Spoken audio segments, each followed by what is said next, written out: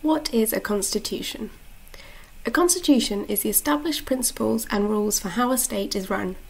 The state is the legal name given to a territory or country.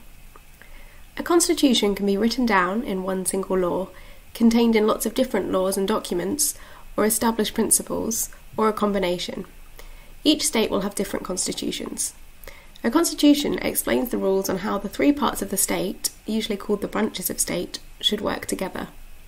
This is important to make sure that no one part of the state, such as the government, has unchecked power. The three branches of the state are Parliament, the legislature, courts, the judiciary, and government, the executive.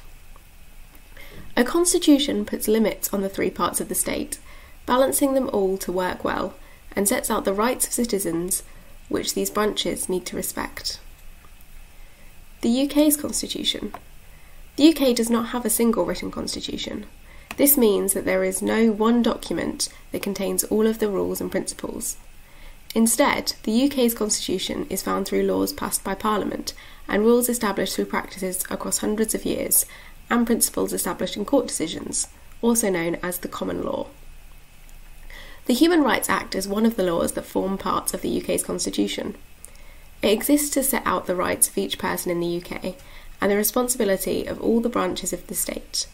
It's a crucial part of the UK's constitution because it sets out the rules by which the state should treat people, with dignity, respect, and without discrimination.